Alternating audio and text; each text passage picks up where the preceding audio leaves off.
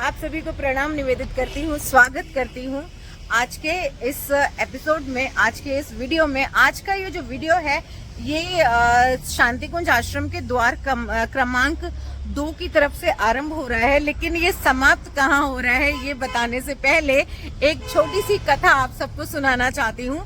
तो कथा है संत दादू के जीवन की। तो संत दादू तब संत नहीं थे, उन्होंने आध्यात्मिक जीवन में प्रवेश नहीं किया था, तो वो दुकानदार थे। तो एक बार की बात है कि वो अपनी दुकानदारी में व्यस्त थे। उसी बीच में उनके जो गुरुदेव थे वो आए और आकर उनके दुकान के दरवाजे पर स्टूल पर बैठ गए। बाहर बहुत तेज बारिश होने लगी और संत दादू को पता ही नहीं चला कि उनके गुरुदेव आकर बाहर बैठे हुए हैं। तो जब काफी देर हो गई, संत दादू अपने कामों से फारिग हुए, निवृत्त हुए और वो बाहर की तरफ उनका ध्यान गया, तो उन्होंने देखा कि उनके गुरुदेव बैठे हुए भीग रहे हैं स्टूल पे। तो वो बहुत बहुत बहुत अंदर से उन्होंने क्षमा याचना की अपने गुरुदेव से और कहा कि मुझे मालूम ही नहीं चला आप कब आए। तो गुरुदेव ने उनसे कहा, संत दादू जो उस समय संत नहीं थे, उनके गुरुदेव ने उनसे कहा कि पुत्र, मैं तो अभी अभी आया हूँ, लेकिन भगवान ईश्वर तो न जाने कब से तेरी प्रतीक्षा कर रहा है, उनको तू अपने जीवन में कब प्रवेश देगा।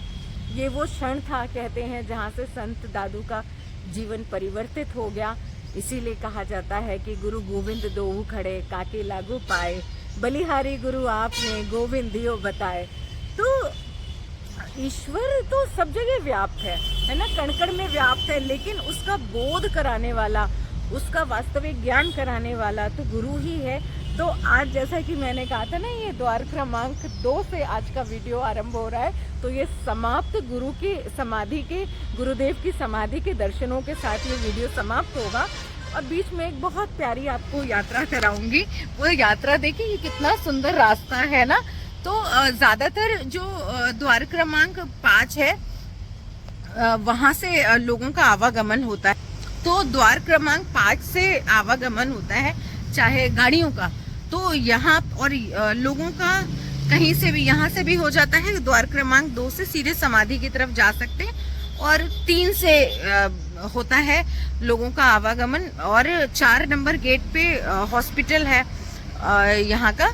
और इसी के साथ में अब मैं उस पवित्र भूमि पर तो हुई, हरि के द्वार, हरिद्वार में तो हुई, लेकिन मैं उधर लेके चलती हूँ। वो देखिए समाधि ना। और एक बहुत अच्छी बात बताऊँ आपको कि जब गुरुदेव ने अपने लोगों से कहा, फॉलोअर से कहा था कि तुम मेरे जीवन के बाद मेरी मूर्तियाँ मत बनाना, मेरे मंदिर मत बनाना, मेरे मंदिर, मेरी जो पुस्तकें हैं वही हैं। तो इससे पहले जो मैंने साहित्य प्रसार केंद्र के वीडियोस बनाए हैं ना, तो वो एक एक पुस्तक, गुरुदेव का एक एक मंदिर है, पंडित श्री राम शर्मा आचार्य का एक छत के नीचे इतने सारे मंदिर हैं। ज्ञान मंदिर की उपमा दी गई है ना, उसे उपमा नहीं दी गई है, वास्तविक ज्ञान मंदिर है। तो अभी जो बात कर रही थी मैं, तो उन्होंने क्या किया था, उनको ये था कि भाव प्रवण हैं उनके शिष्य, तो ऐसा ना हो कि उनके जाने के बहुत ऊंची प्रतिमा बना दें, है ना, बहुत बड़ी समाधि बना दें, उस पर लाखों करोड़ों खर्च कर दें। लाखों की तो बात ही क्या है, करोड़ों खर्च कर दें। तो उन्होंने क्या किया, अपने जीवन रहते अपनी समाधि का स्थल चयनित करके और उस पे वो बनवा भी दी। बाकी उस पे जो शेड वगैरह है ये सब बाद में पड़ा, तो मैं आपको दिखाऊंगी। और उन्होंने कहा कि बस इसके अतिरिक्त मेरी मूर्तियों की आवश्यकता नहीं है। इनके शक्तिपीठ है मंदिर के रूप में, जहाँ से श्रेष्ठ कार्यों का क्रियान्वयन होता है। तकरीबन हर शहर में गायत्री शक्तिपीठ मिल जाएगा, जहाँ पे मेडिसिन्स दी जाती हैं, जहाँ पे साहित्य प्रचार होता है, सत साहित्य का प्रचार होता है, और जहाँ पर कर्मकांड कराए जाते हैं निशुल्क। लोगों को उन कर्मकांडों का महत्व बताया जाता है ना, सिर्फ मंत्र नहीं पढ़े जाते, उनका कारण भी बताया जाता है, क्योंकि बगैर कारण जाने उसका कोई फल नहीं मिलता। हम उसे आत्मसात ही नहीं कर सकते। जब किसी बात को हम समझ न पाए तो उसे हम ग्रहण भी कैसे कर सकते हैं। ये करो, ये करो, क्यों करो। तो ये जो क्यों है, प्रणिपातेन प्रति प्रश्नेन सेवया, तो ये गीता की उसका सूक्त वाक्य है। तो उसमें ये कहा गया है कि प्रणिपात करके प्रति प्रश्नेन, यानी कि क्रॉस क्वेश्चनिंग और सेवा भाव के साथ जब हम गुरु के पास जाते हैं तो हमें हमारे प्रश्नों के उत्तर अवश्य मिलते हैं। तो आजकल तो क्या होता है कि नहीं, आर्ग्यू मत करो, क्रॉस क्वेश्चन मत करो।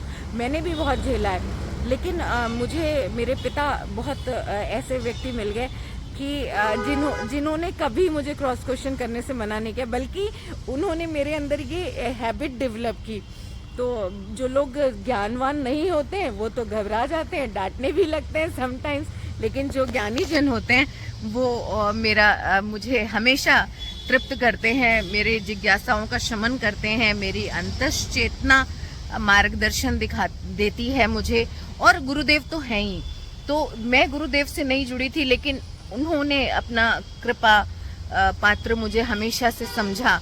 यही कारण है कि आज मैं यहाँ हूँ, इसके मर्म को आत्मसात करके ये वीडियोस बना पा रही हूँ प्रसाद स्वरूप। तो मैं क्या कह रही थी कि इसके पहले के जो वीडियोस है ना, साहित्य प्रसार केंद्र के 4-5 भाग है, उनको आप लोग जरूर देखिए, और उसके कुछ इंडिविजुअल वीडियोस भी बनाऊंगी। तो अब देर नहीं करती हूँ, ऑलरेडी मैं आपका 5-6 मिनट ले चुकी हूँ और मैं आपका समाधि की तरफ ले चलती हूँ। लेकिन ऐसे नहीं ले जाऊंगी, मैं आपको कुछ कुछ दिखाते हुए लेकर जाऊंगी। वो क्या है? वो है यहाँ के कोट्स के। बहुत सीधी सीधी बातें लिखी है ना। आजकल के युवा कहते हैं कि क्या है, हम क्यों करें ईश्वर भक्ति, तो इनमें कुछ नहीं रखा, कर्म करो। तो सीधी, ये भी सीधे गुरुदेव कहते हैं कि ईश्वर भक्ति का अर्थ है आदर्शों के प्रति असीम प्यार चाहिए। हमारे आदर्श तो पता नहीं कहाँ चले जा चुके हैं, लेकिन हाँ ठीक है, हम दोबारा से उसे अपने अंदर स्थापित करने का प्रयास कर रहे हैं, तो हम कर ही लेंगे। अगला कोट दिखाऊं? ये देखिए मेरे बगल में। एक्चुअली कौन सा छोड़ूं, कौन सा दिखाऊं, तो इनके छोटी छोटी रील्स तो मैं बनाऊंगी बाद में।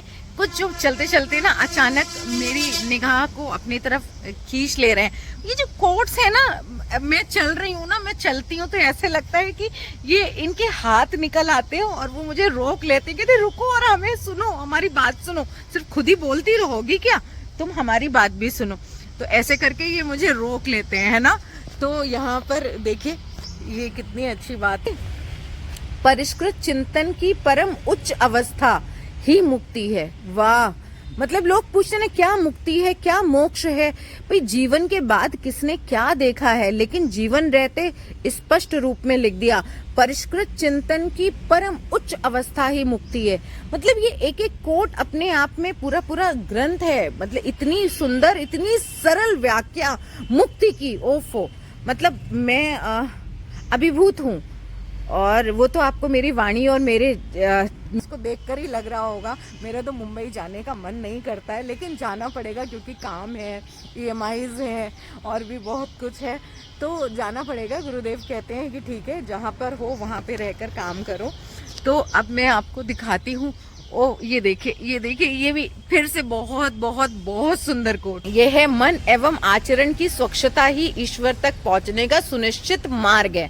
मतलब ईश्वर को कैसे पाएं, क्या करें, तो सीधी सी बात है, ईश्वर यानी ऐश्वर्य। तो समस्त ऐश्वर्य जो बाह्य जगत का नहीं, अंतर जगत का समस्त ऐश्वर्य, यानी ईश्वर को पाने का मार्ग मन एवं आचरण की स्वच्छता है। क्योंकि जब स्वच्छ होगा तो मन स्वच्छ होगा, मन स्वच्छ होगा तो आचरण स्वच्छ होगा, वो होगा तो हमारी अंतर्चेतना हमें दिशा निर्देश देती रहेगी और हम आगे आगे आगे आगे बढ़ते जाएंगे, सफलताओं को प्राप्त करते जाएंगे, मुश्किलों को, समस्याओं को निरस्त करते जाएंगे, है ना। और ये फिर से, मतलब ये देखिए, मनुष्य जन्म सरल है पर मनुष्यता कठिन है, प्रयत्न करके कमानी पड़ती है। मनुष्य जीवन तो मिल ही जाता है।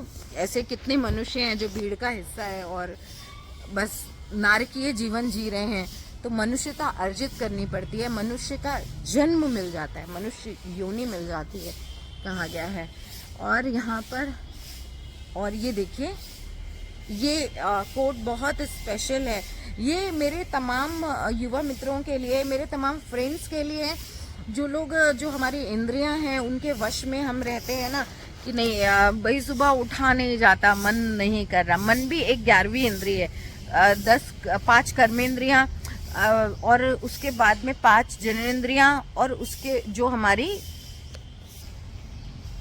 ये जो हमारी कर्मेंद्रियां हैं और ज्ञानेंद्रियां हैं 5-5, मतलब इसके अलावा जो 11वीं मानी जाती है उसको मन को माना जाता है। तो इसके अलावा भी सबके अपने अपने मत हैं। तुम कहते हैं मन नहीं कर रहा, हमारे पैर साथ नहीं दे रहे, है ना, और फिर मतलब हमारी जीवा है वो ललच रही है और ऐसा खाने के लिए, बाहर का खाने के लिए। तो उसका सीधा सा एक बात लिखी है कि ये जो बातें हैं ना, इनका कोई अर्थ नहीं है।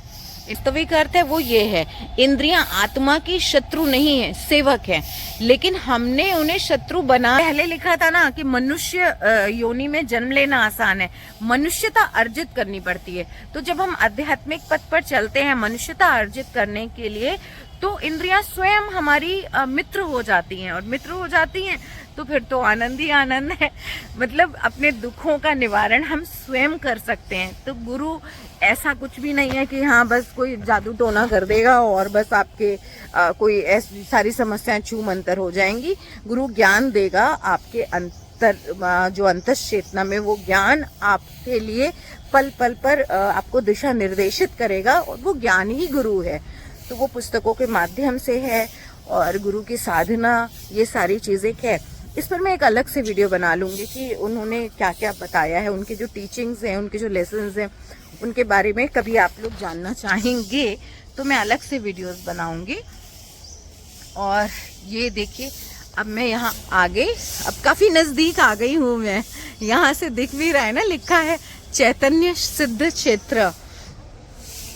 ये देखिए, ये कितना सुंदर है। मतलब हम शरीर को तीर्थ की तरह स्वच्छ, सुंदर और विकार शून्य बनाने का प्रयत्न करें। वाह! और ये अपना निर्माण ही युग निर्माण का अत्यंत महत्वपूर्ण कदम है। मतलब हम लोग बातें करते हैं ना कि मतलब देश विकास को कब प्राप्त करेगा, दुनिया भर की हम कमियां निकालते हैं, तो अपना सुधार तो हम कर ही नहीं पाते हैं, और अपेक्षा करते हैं कि मोदी जी देश को अकेले सुधार देंगे, है ना। हम अपना सुधार नहीं कर पाते और उनमें कमियां निकालते हैं। तो नहीं, हमारे पास जो काम है वो हम करें। हमारा कुल जो संपत्ति है वो हमारा शरीर है, हमारा जीवन है। तो हम उसका सुधार नहीं कर पा रहे, तो हमारे पास कोई हक नहीं बनता कि हम किसी और पर कोई आक्षेप लगाएं। और ये देखिए माता जी, ये देखिए माता जी की वाड़ी। ये छोटा सा पार्क है अलग से, ये इसमें गेट लगा हुआ है। इसके अंदर देखती हूँ, इसके अंदर बहुत अच्छी बात लिखी हुई है। ओफो मतलब लिखा होता है ना कि लोगों को प्रवेश दें गेट के ऊपर। यहाँ पता है क्या लिखा है? यहाँ लिखा है अपने जीवन में प्रकृति को प्रवेश दें। वाह! माता जी की बाड़ी। और एक बहुत अच्छी चीज और बताती हूँ आपको, वो रह गई बतानी।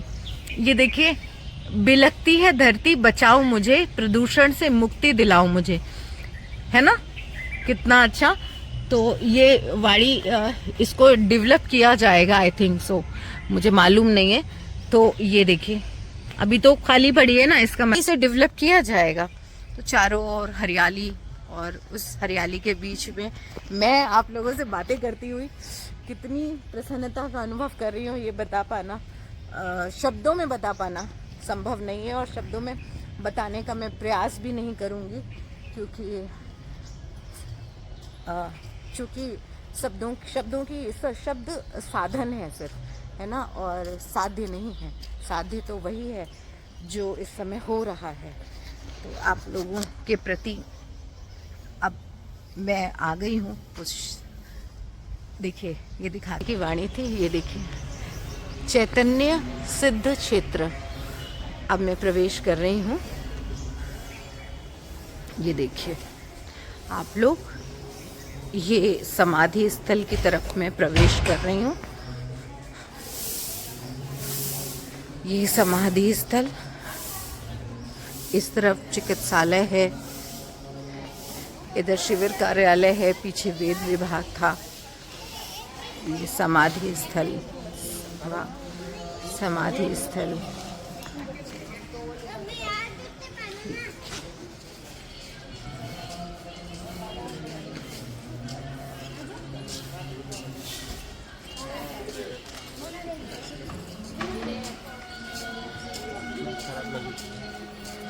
इसी के साथ आप लोगों से विदा लेती हूँ।